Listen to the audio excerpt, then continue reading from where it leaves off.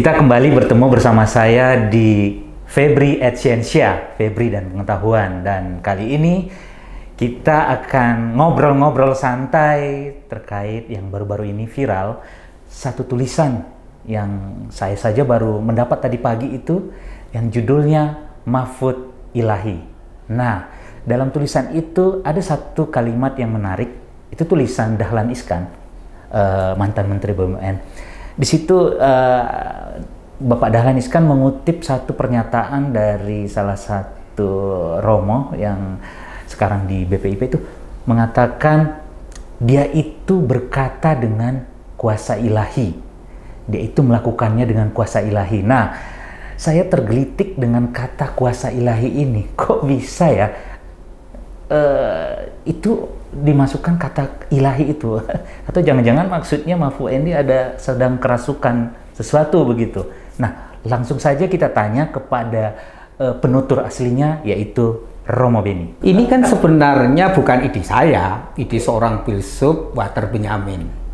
Walter Benjamin itu seorang filsuf dari Jerman. Dia seangkatan Adorno, Habermas, Freud, seangkatan juga dengan Marcuse, seorang mazhab Frankfurt. Jadi kalau kita tahu belajar dari filsafat, mazhab Frankfurt ini kan teori-teori kritis. Jadi lah dia juga seorang sastrawan, seorang dramawan, berjudul sastra. Bagi dia seni itu alat untuk kesadaran publik, untuk memperjuangkan ketidakadilan. Seni itu bukan hanya estetika. Maka saya menggunakan istilahnya Walter Benjamin itu ketika konteks Prof. Mahfud membongkar kejahatan yang luar biasa extraordinary. Lah selalu kejahatan itu menurut Walter Benjamin orang selalu membungkusnya dengan argumen konstitusionalisme. Argumen konstitusionalisme itu argumen yang selalu aturannya, hukum, regulasinya. Tetapi orang dalam situasi extraordinary menurut Walter Benjamin, dia harus mengatasi tidak hanya kuasa duniawi, tetapi harus kuasa ilahi. Karena kalau dia tetap pada kuasa duniawi, ya dia akan masuk ke dalam perangkap di mana dia tidak akan ada tindakan untuk memperjuangkan, membongkar kejahatan kemanusiaan itu.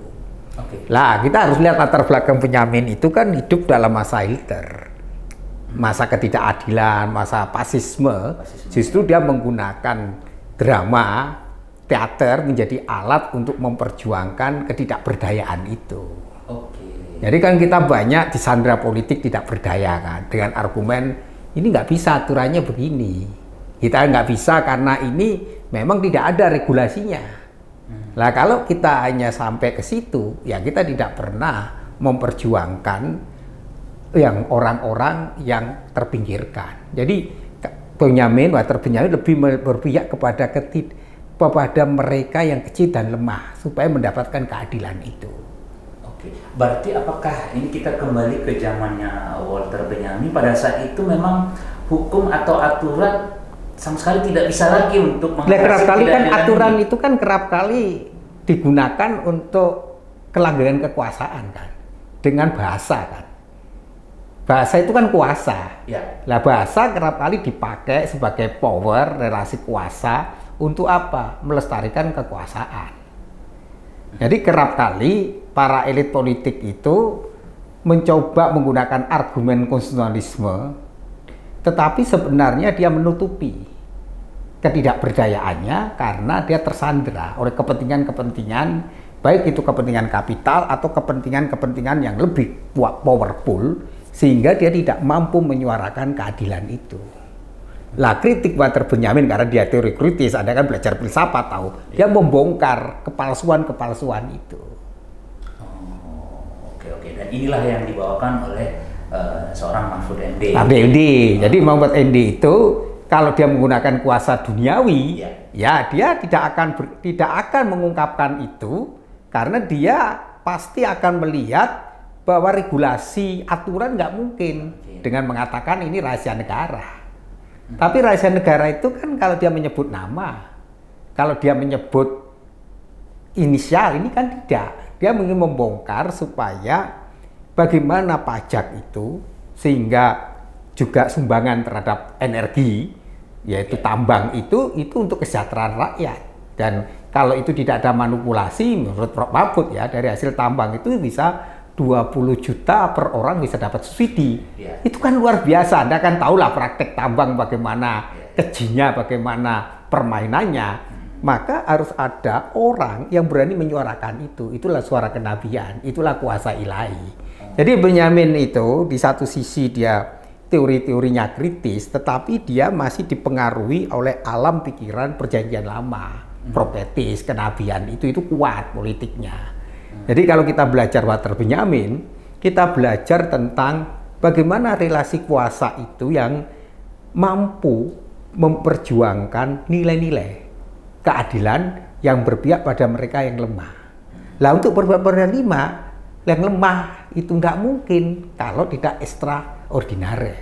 Extraordinary adalah sesuatu yang harus dilakukan melintasi batas-batas normatif itu.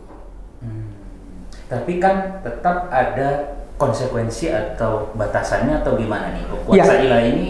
Jadi gini, kuasa ilahi kan dalam politik itu ada dua, menurut dia, dimensi ilahi dan dimensi manusiawi. Lah dalam politik, kalau dimensinya duniawi, yang terjadi orang kejebak pada argumen normatif. Normatif akhirnya apa? Orang nggak berdaya. Tetapi masyarakat, tetapi kalau kuasa ilahi dia melampaui batas itu. Maka dia melakukan extraordinary dengan cara apa? Kalau perlu, ya menabrak aturan itu demi keadilan tercapai. Lah itulah yang diharapkan Walter Benjamin. Maka politik itu dua. Dalam istilah kuno itu ada bonum communio, hukum tertinggi kesejahteraan umum. Ya tunduk pada hukum tertinggi kesejahteraan umum. Jangan politik menjadi benalu negara. Akhirnya yang dilihat adalah hukum tertinggi atau kesejahteraan umum itu. Nah, itulah orang yang bisa menjalankan itu, dia melihat politik tidak sekedar duniawi tapi ilahi. Itu. Bisa juga nih Bapak MD seperti nabi juga nih kita lihat tanda petik ya. Dalam tanda kutip gini, kita membutuhkan politik profetis. Karena politik profetis itu sangat penting di era tidak hanya di Indonesia, di seluruh dunia. Karena kalau tidak, politik itu kan tahu sendiri.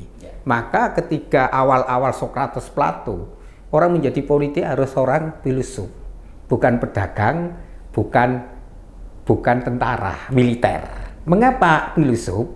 Karena politik itu harus mengatasi duniawi, bukan pedagang, dan mengatasi dia bukan hanya orang strateginya hanya sekedar mempertahankan. Tapi politik itu orang yang memberi ide gagasan untuk apa? Mencapai yang disebut kesejahteraan umum itu. Maka orang berpolitik itu harusnya mengatasi. Mengatasi apa? Kemapanan. Mengatasi apa? Kelekatan harta milik. Maka menurut Socrates, Plato, politikus itu harus memiliki yang disebut arate keutamaan. Dia bijaksana, berani, dan memiliki yang disebut yaitu tahu batas ugari itu. Itu kan keutamaan publik, arate. Ya karena belajar filsafat tahu lah apa itu arate kan. Itu. Berarti menurut Romo seorang pemimpin itu artinya seperti tadi yang karakter yang disampaikan oleh Arate tadi atau apalagi gimana? Ya pemimpin itu ya harusnya dalam konteks Indonesia sekarang ya ketika situasi darurat emergensi ya pemimpin harus berani melakukan dekonstruksi politik. Ya itu yang dikatakan oleh Walter Benjamin. Dia harus berani tidak mencari kemapanan yaitu kuasa duniawi, mengatasi itu dengan menggunakan kuasa ilahinya. Itulah profetik. Dan rakyat kecil juga tidak dikorbankan. Dikorbankan untuk itu. Lah yang selama ini kan karena rakyat kecil tidak punya akses, tidak punya baik akses informasi, akses birokrasi dan akses jaringan, ya kerap kali dia jadi korban. Maka Benjamin ini dalam konteks ya waktu itu kan Hitler. Fasisme yang kuat kan, dari situ fasisme kan otoritas kuat dan otoritas menggunakan bahasa. Bahasa adalah kekuasaan. Dengan cara bahasa itu kan bisa memperhalus, bahasa itu juga bisa menggunakan opini, menggiring orang sehingga bukan pada substansi kebenaran yang dicapai, tetapi manipulasi untuk kepentingan status quo itu. Oke, terima kasih Romo. Ternyata cukup terang dan kita tahu itulah menjadi latar belakang tulisan yang viral baru-baru ini, politik profetis yang harus sebenarnya diemban oleh para pemimpin saat ini. Mungkin ada lagi Romo yang mau disampaikan? Ya nanti to be continued.